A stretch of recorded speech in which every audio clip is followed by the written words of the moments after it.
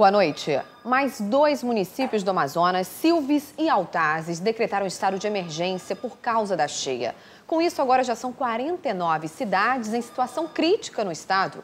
Nesse fim de semana, nossa equipe de reportagem esteve no município de Anamã e a situação por lá é bastante complicada. A cidade está completamente alagada, com escolas e um hospital fechados, plantações inundadas e ruas que se transformaram em rio. Anamã fica a 160 quilômetros de Manaus em linha reta. Por via fluvial é mais longe, 190 quilômetros. O Rio Solimões é a única estrada. É também o principal responsável pelos estragos no município. Desde quando eu nasci, eu nunca tinha encontrado uma cheia tão grande como essa. Raramente a gente encontrava porque antes só alagava só as partes mais baixas do município, mas agora afetou todo o município, né? O posto de saúde e a igreja foram invadidos pela água. Pelas ruas, canoas e rabetas são os únicos meios de locomoção. A delegacia, com 16 presos, conta apenas com o empenho dos policiais. Dona Raimunda diz que desde 2009 não via tanta água. Ela mora com mais 14 pessoas e a casa teve o assoalho suspenso 3 vezes. Se encher ainda, não tem como mais nós ficar aqui, né? Não dá mais. A escola onde Lucas estuda foi fechada. Já são 2 meses sem aula. Quando tá alagando, nós temos que ir para aula de canoa, até parar. Agora nem de canoa, dá? Agora nem de canoa. O rio subiu tanto que o cemitério foi inundado. Enterros estão suspensos. Foram transferidos para outras cidades. A coleta de lixo também não está sendo feita. Até os animais não escapam. Plantações apodreceram. Até para quem vive da pesca, a vida não está fácil. O peixe ele vai muito para dentro do gapó, fica muito chavascal, muito grande. Aí ninguém consegue encontrar ele. Calcular os prejuízos para famílias que moram em municípios como Anamã é quase impossível, mas basta dar uma volta pelas ruas que se transformaram em rios para ter uma ideia da devastação. Por causa da cheia, muitas famílias abandonam as suas casas. Foi o que aconteceu nesta aqui. Fora d'água, sobrou apenas o teto. As 7 pessoas tiveram de se mudar. Mas para seu Álvaro, a casa apertada onde mora com a esposa é o que dá para viver. Eu não tenho mais condições de percorrer outro canto, né? Dizer, aí eu vou para ali fazer um tapireco lá porque ainda tem condição, não tenho. De acordo com a Defesa Civil do município, a subida do Solimões deu uma trégua. Mesmo assim, a situação por aqui é de calamidade. Além disso, os moradores reclamam que até agora não receberam a ajuda prometida pela Prefeitura e pelo Estado. Quem tem fome tem pressa, né? E a gente faz um apelo aqui ao secretário da Defesa Civil do nosso Estado que venha de perto ver a realidade, caso a caso, porque hoje ainda existem famílias aqui que não receberam nenhum tipo de ajuda. Numa cidade com a paisagem completamente mudada, apenas a Sumalmeira, de 84 metros, segue imponente. Mostra que por aqui é preciso ter muita força para resistir às provações da natureza.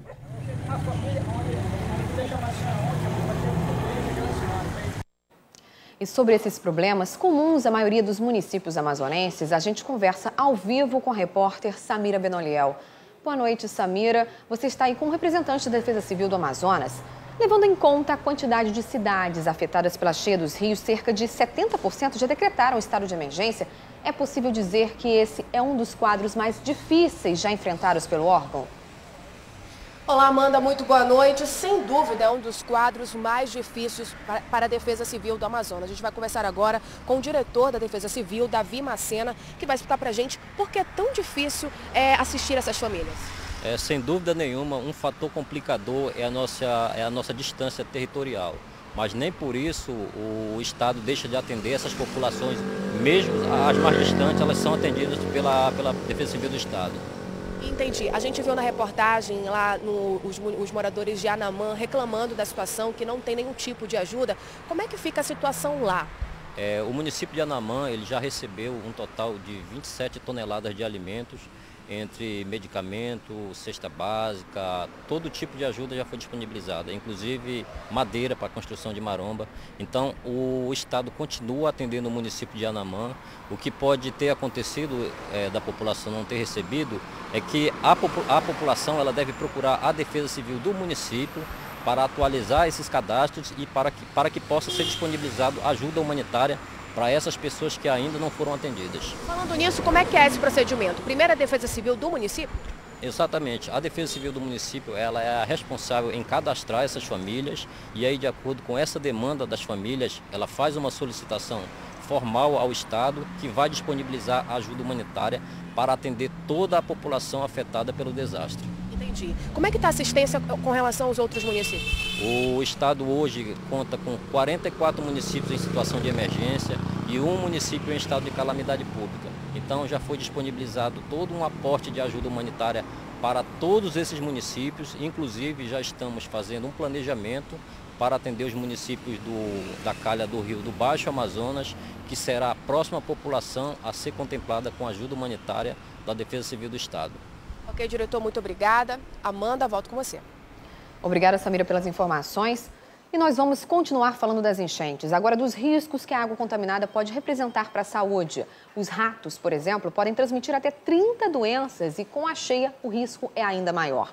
Para evitar a contaminação, o Centro de Controle de Zoonoses e a Defesa Civil iniciaram hoje uma ação de combate aos roedores. Pessoas morando em situação precária, lixo na porta de casa e ratos. Tem muito rato aqui, ó. Você não pode deixar nada que ele rói tudo. Essas são apenas algumas consequências da cheia que podem se tornar problemas de saúde. A enchente atinge a tubulação de esgoto e os ratos sobem e invadem as casas mais próximas. Com eles, uma preocupação, a leptospirose, causada pela urina dos roedores. A doença é adquirida através da água contaminada em contato com a pele, principalmente se houver algum tipo de ferimento. E a doença, muitas vezes, é fatal.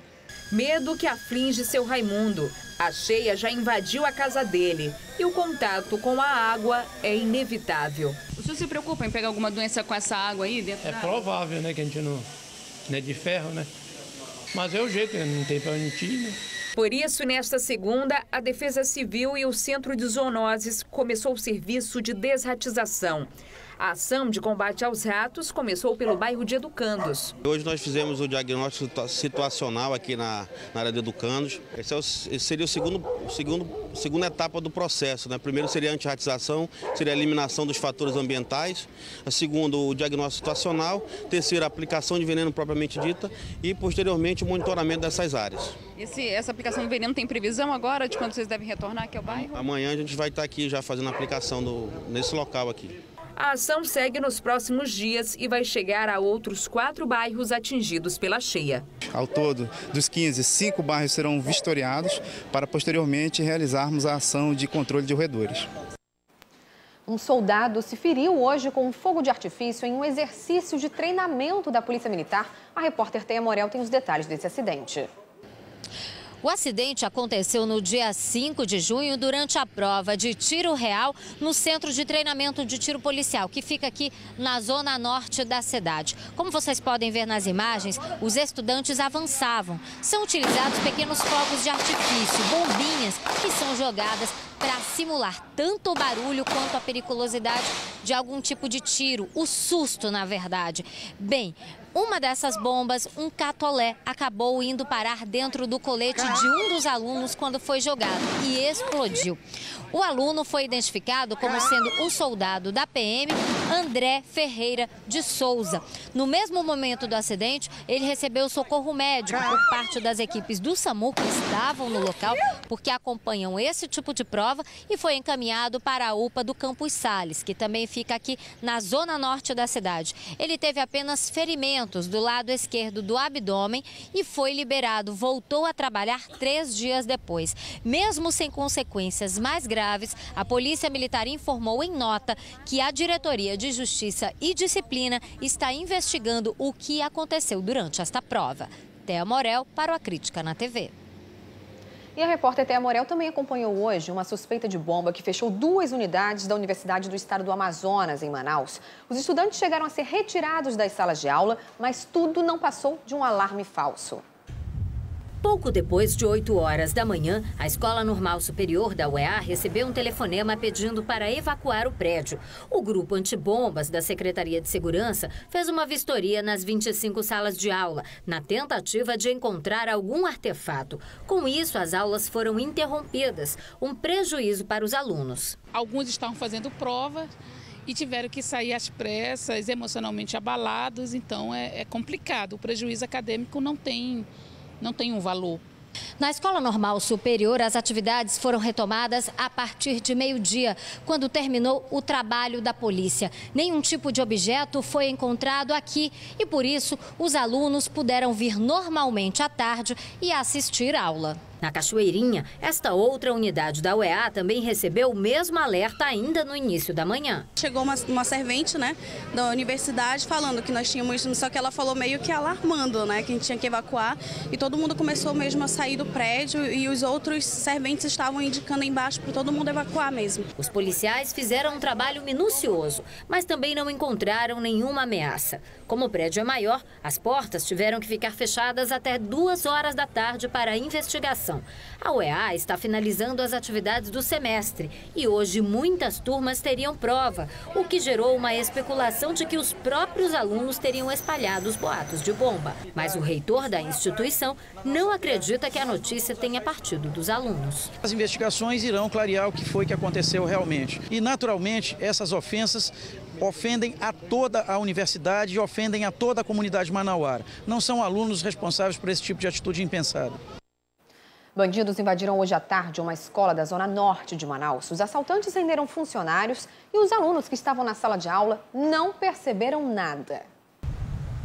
Segundo testemunhas, 2 homens armados com pistola chegaram nesta escola na Cidade Nova, se passando por pais de alunos e renderam segurança. Disseram que iriam fazer pagamento na secretaria da escola. Assim que o portão foi aberto, já anunciaram o assalto, já renderam as pessoas, que foram 4 funcionários da secretaria, tá? E levaram 3 celulares, levaram R$3.000, mas graças a Deus não aconteceu nenhum tipo de violência com os colaboradores.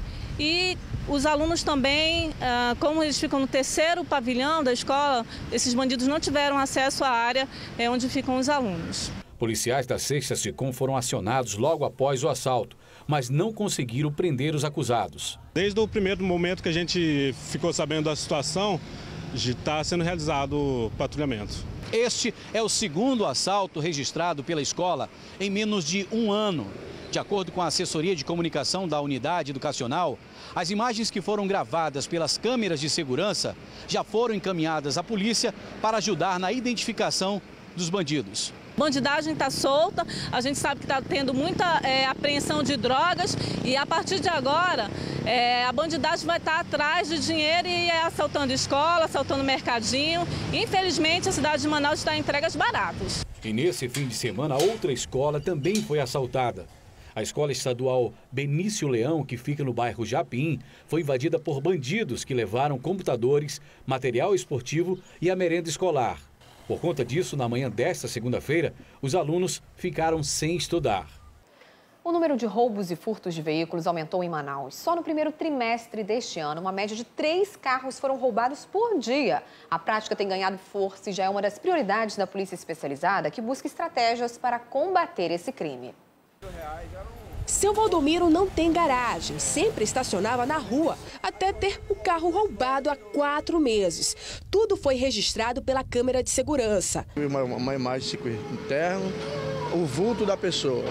Ele veio por aqui, por lado de baixo, entrou com certeza com uma chave mestre que os profissionais usam e foi embora. O caso dele entrou nas estatísticas de roubos e furtos de veículos, que aumentaram 58% nos primeiros meses de 2015. Para se ter uma ideia, de janeiro a março deste ano, foram registrados 253 roubos de carro, 93 a mais do que o mesmo período do ano passado. Na prática, fracionando esses números, foram roubados em média 3 veículos por dia, quase 19 por semana. E esses veículos roubados, entre motocicletas e carros, muitas vezes acabam sendo apreendidos nas fiscalizações do Detran. Só neste fim de semana foram 126. Então, 98 motocicletas, dessas 98, 48 roubadas ou clonadas estão aqui. E também 28 veículos, desses 28, 5 eram roubados. A estratégia da delegacia especializada em roubos e furtos é intensificar as investigações. Mas a gente tem se especializado também, a equipe tem feito constantemente treinamentos para se especializar, para tentar estar sempre à frente dessas pessoas e tentar coibir roubos e furtos de veículo na cidade. Seu Valdomiro não acredita no trabalho da polícia e diz que vai ficar mais atento. Mas não deixa mais aqui. Com certeza, eu deixo na garagem da minha filha. Quando há necessidade de ir, no caso para médico, tem que ir médico de madrugada, eu tive que comprar uma trava, mas não tenho mais confiança em deixar aqui na frente. 6 pessoas foram atropeladas por um motorista que dirigia embriagado e estava em alta velocidade ontem de madrugada. As vítimas estavam em mesas do lado de fora de um bar, na Avenida Padre Agostinho, na Compensa, e estão fora de perigo. Segundo testemunhas, o motorista identificado como Vitor Felipe Aguiar Sampaio, de 23 anos, que dirigia um Ford Ka com a placa JXT 8992, estava em alta velocidade quando perdeu o controle do veículo, subiu no meio-fio e atingiu 6 pessoas que estavam ali naquele bar. Uma delas foi arremessada para debaixo de uma viatura de polícia que estava passando na hora pelo local e acabou atendendo a ocorrência. Nas imagens feitas pelo celular, mostram minutos depois do acidente. Inclusive, uma das vítimas estava debaixo da viatura, muito ensanguentada. Foi arremessada pelo carro, né? Que vinha em velocidade, aí na primeira porrada que eu nas costas eu voei lá debaixo da viatura. A viatura vinha de devagar, né? E ela freou, foi na hora que eu fui cair debaixo. Aí você ficou ferido no joelho? No braço, um pouco no rosto, na cabeça, assim. Quase todos os cantos, né? Tá sentindo muita dor ainda? Um pouco, muita dor mesmo. Seus amigos também que estavam lá ficaram machucados? Ficaram bastante. Tá muito machucado aí. O motorista foi preso em flagrante. Na delegacia, ele se recusou a fazer o teste do bafômetro e o exame clínico, mas a polícia constatou que ele estava realmente embriagado. Agora, como esse crime é afiançável, ele não deve ficar muito tempo preso. E agora as vítimas querem justiça. Eu acho muito injusto, né? Ele pode fazer de novo, né? É muito fácil a pessoa pagar a fiança e poder sair dirigindo bêbado, né? É responsabilidade, né? E não tem. Ele já tá morto. Eu saio, de bêbado, sai, pego o guardia do táxi pra voltar, né? Pra não dirigir, né? Não arriscar a vida dos outros. E ele não pensou nisso, né? Ia ficar dirigindo bêbado, muito revoltante.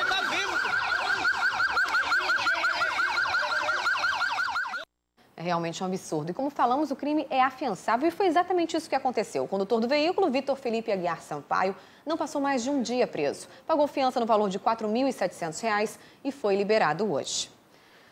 Uma criança de 2 anos ficou presa durante 16 horas dentro de um táxi e sobreviveu. O caso está sendo investigado pela delegacia especializada em proteção à criança e ao adolescente. Já com o filho no colo, a mãe relembra as 16 horas de angústia. A gente não dormiu a noite todinha. Preocupada com ele, né? De acontecer alguma coisa, porque está acontecendo muita coisa, né? A gente nem confia, né? Essa história começou na tarde da última sexta-feira. As imagens de uma câmera de vigilância mostram o momento em que a mãe do menino fez parada para um táxi, no bairro Compensa 2. Deu com a mão, né? Eu parei para fazer a corrida, né? Aí, quando eu cheguei lá no local lá, faltava uma pessoa se juntar a eles, que parece que iam fazer a viagem também, né? Só que ela demorou muito, eu peguei e fui-me embora. Porque eu já ia para casa, eu já estava cansado. A gente pensava que ele ia voltar, mas ele disse que ia fazer a volta e não voltou. De acordo com o taxista, depois de desistir da corrida e seguir para casa, em nenhum momento ele percebeu que o menino, de apenas 2 anos de idade, estava dentro do carro. De manhã foi que eu fui limpar o vidro do carro que estava embaçado, né, devido ao ar-condicionado, embaçado, e vi a criança. Eu fiz o que eu faço há 21 anos, quando eu chego em casa. Saí do carro, trancar e... Enquanto isso, a família e amigos da criança, desesperados, divulgavam o suposto sequestro nas redes sociais. Só por volta das 9 horas da manhã de sábado, veio a notícia que o garoto tinha sido encontrado. O taxista e a mãe da criança prestaram depoimento na delegacia especializada em proteção à criança e ao adolescente. O menino passou por exame de corpo de delito e foi instaurado um inquérito policial para apurar o caso. Apesar do susto, aparentemente o menino está bem. Esse pediatra explica como ele pode ter suportado ficar 16 horas trancado dentro de um carro. Provavelmente ela deve ter tido alguma ventilação ou diminuição de temperatura do veículo, do local onde ele estava. Teve algum fator ambiental que favoreceu, que facilitou a recirculação de umidade e de ventilação dentro do ambiente. Apesar dela ter tentado fazer alguma movimentação, chorar e procurar os pais, etc. e tal, ela, na maioria das vezes, em condição desfavorável, a criança tende a economizar energia. Provavelmente foi isso que aconteceu e, graças a Deus, isso foi eficaz. Taxistas de Manaus precisam regularizar os taxímetros. É que usar o serviço ficou mais caro na capital. O valor do quilômetro rodado aumentou 8% em maio desse ano. E para garantir que o usuário pague o valor correto, o Instituto de Pesos e Medidas deu início às mudanças dos chips instalados nos taxímetros. O serviço está sendo realizado na sede do IPEM, no Distrito Industrial 2. Aqui o táxi passa por 3 etapas. A primeira, de verificação do lacre, se não foi violado. A segunda é a troca da memória para outra que contém os novos valores. E, em seguida, um fiscal do IPEM acompanha o taxista para verificar se as informações estão corretas. Montamos uma operação no nosso terminal do IPEM para fazer a mudança de tarifa. Uma estrutura onde contempla as oficinas credenciadas, mais os técnicos do IPEM. De forma que o taxista não perca muito tempo e, num mesmo local, realize toda a regularização. 4.000 táxis em Manaus devem fazer a vistoria e a troca de informações do taxímetro. Para atender todo mundo, o IPEM elaborou uma tabela. Veículos com placa 0 têm de hoje até o dia 18 para fazer a mudança. Com placa final 1 e 2, o prazo é de 19 de junho a 2 de julho. Com final 3 e 4, tem de 3 de julho a 14. E de 5 a 7, tem de 15 a 24. E com final 8 e 9, de 27 a 10 de agosto. O prazo para a mudança da memória do taxímetro termina em agosto. Enquanto isso, os táxis que estão rodando e não fizeram a troca já estão cobrando a nova tarifa que está disponível ao passageiro em uma tabela como esta, que contém o antigo e o novo valor. Agora, a cobrança por meio da tabela só é válida até o dia 10 de agosto, quando termina o prazo para a atualização. Quem não fizer a mudança no prazo estabelecido será multado em R$ 1.700. Edifran não quis esperar e chegou cedo no primeiro dia da troca. É para a gente logo trabalhar, correr na pista e ser todo legalizado, entendeu? É importante isso, né? Com a nova tarifa, a bandeira inicial é de R$ 4,00. A bandeira 1 tem valor de R$ 2,60 e bandeira 2, R$ 3,45. Já a hora parada, sem uso do relógio, é de R$ 40. Para o passageiro, é mais fácil dele identificar que antes o taxímetro pulava a cada 40 centavos. E a partir de agora ele vai pular a cada 45 centavos. Ele começava com 4, aí 4,40. E agora ele começa com 4, mas vai para 4,45, 4,90 e assim por diante. E houve confusão no primeiro dia útil depois do fechamento do Terminal 2 na Cachoeirinha. E não eram só usuários que estavam confusos, muitos motoristas também reclamavam da alteração no trânsito na área. Essa motorista bateu boca com os agentes da SMTU após ser proibida de fazer uma conversão na rua Itacoatiara. O problema no trânsito começou no último sábado com o fechamento do terminal da Cachoeirinha para a reforma e se agravou na manhã dessa segunda-feira pela ausência de agentes do Manaus Trans. Eram os fiscais da SMTU que até 8 da manhã tentavam controlar o fluxo de ônibus e carros no cruzamento da rua Itacoatiara com a Avenida Carvalho Leal. Entre os usuários do transporte coletivo, a confusão era para tentar descobrir o novo local de parada dos ônibus. já que desde sábado as linhas que passavam pelo T2 foram distribuídas para a Avenida Carvalho Leal e Rua Itacoatiara. Tá confuso o negócio ainda? Tá um pouco, ó. Não sabe para onde tá, para onde não tá. Na tentativa de amenizar a confusão, 15 fiscais das empresas e da SMTU distribuíram panfletos com explicações sobre as mudanças. Nós estamos distribuindo desde segunda-feira para os terminais, foram distribuídos e agora aqui. Até sexta-feira você acha que o pessoal já acostuma? Não, até quarta-feira o pessoal já está, de certeza. Mas a maior reclamação foi em relação à integração temporal. Os usuários que não têm o cartão Passa Fácil pagam 4 passagens em vez de 2. Muito desorganizado. O que eles tinham que fazer? Eles tinham que fechar essa rua para ter acesso. Quem vinha dos outros bairros, soltar no ônibus aqui e não pagar. O Manaus Trans informou que mantém 3 postos de monitoramento do entorno do Terminal 2 para auxiliar o fluxo de veículos e que vai intensificar a fiscalização de estacionamento irregular na Rua Itacoatiara. O órgão orienta ainda que os motoristas evitem passar pelas avenidas Borba e Carvalho Leal. Começou hoje a greve de professores na Universidade Federal do Amazonas. O movimento não teve adesão de 100% da categoria, mas a decisão é de que as aulas fiquem suspensas até o governo atender às reivindicações. No quadro, o aviso é de que a greve começou hoje na UFAM. Os professores do comando de greve se reuniram para explicar aos servidores e alunos o motivo da paralisação. Segundo eles, além da falta de negociação com o governo federal sobre a defesa da carreira e paridade de salários dos professores ativos e inativos, o corte do orçamento foi a gota d'água. Nós temos situações dramáticas no interior do estado e que agora já começam a se refletir na sede. Nós já não temos recursos para pagamento de diárias de professores que se deslocam com frequência para o interior do estado.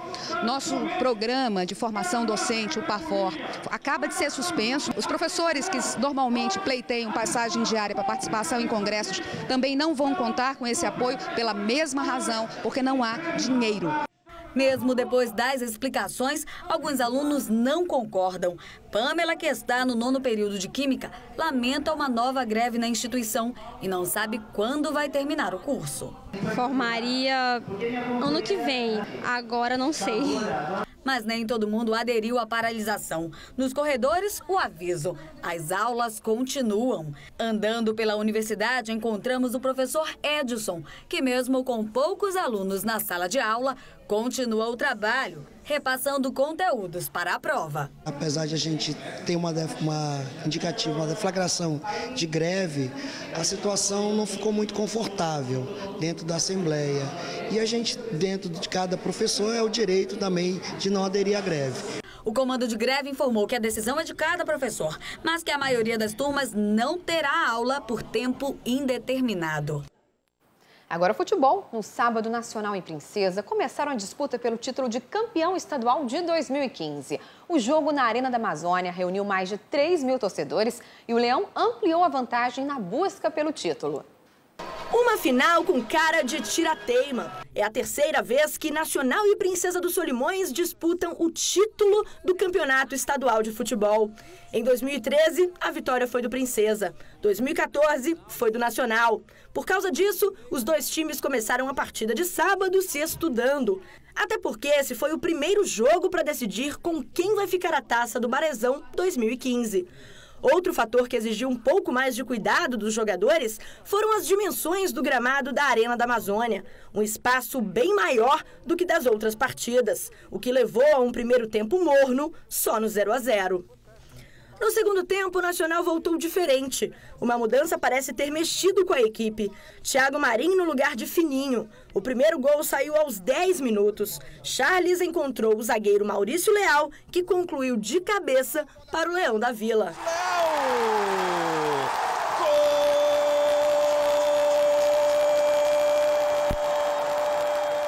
De cabeça de novo. De cabeça, né? Eu só faço gol de cabeça, de outro jeito não consigo. Depois do gol, várias chances para as duas equipes, mas ficou só nisso. Nacional 1, Princesa 0. Com vantagem para o Leão da Vila, que na próxima partida pode perder por até um gol de diferença, que fica com o título. A entrada do Marinho foi muito oportuna, deu uma melhora na equipe. Espero que a gente na próxima partida possa alcançar um resultado para ganhar esse título. Foi lá e cá, a gente tem que... Eu acho que a gente tem que colocar a bola para dentro. Eu acho que tem um segundo jogo agora, a gente espera botar a bola para dentro. E com esse resultado, a torcida nacionalina está confiante. 0 a 0 a gente é campeão, então qualquer empate a gente é campeão, a gente ganhando fica melhor ainda a festa.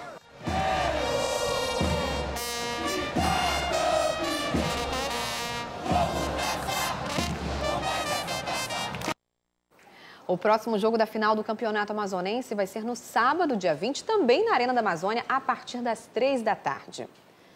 Atletas amazonenses e de outros estados participaram da Copa Brasil de Luta Livre Esportiva, que aconteceu neste domingo em Manaus. O objetivo da competição foi incentivar o intercâmbio entre os atletas. Para os atletas de luta livre, o fim de semana foi assim, ó, dentro do tatame. A competição reuniu todas as categorias, entre elas Master e Sênior foram as mais aguardadas. Para elevar o nível do torneio, a coordenação fez um intercâmbio entre os atletas do Amazonas e de outros estados. Atletas do Rio de Janeiro, São Paulo, Brasília, Belém, Espírito Santo e Fortaleza vieram disputar a Copa Brasil Luta Livre Esportiva. O evento aconteceu pela primeira vez aqui na capital amazonense e atraiu mais de 1.400 atletas. O objetivo maior é esse, né? Fazer um intercâmbio, né, com os outros estados, né, com as outras cidades aí. E graças a Deus tá dando tudo certo, igual como deu no Brasileiro ano passado. Vieram atletas de outros estados, né? O nível de competição vai ser bem maior, né? A premiação foi dividida entre medalha, troféu e até cinturão. Mas para conquistá-la, os lutadores precisaram de agilidade e técnica para encaixar os golpes. Foi assim na luta entre Fred e Sérgio pela categoria sênior branca leve. O confronto começou intenso e terminou em menos de 5 minutos com uma finalização. Foi dessa vez, mas valeu pela experiência e espero voltar. Todos os próximos campeonatos que tiverem aí, a gente está aí marcando presença. Eu entrei decidido, entrei para derrubar e finalizar, né? E graças a Deus deu tudo certo. Consegui derrubá-lo e finalizá-lo. Mas a rivalidade entre eles ficou no tatame. Os atletas fizeram questão de comemorar juntos no pódio. Uma ótima noite para você e até amanhã.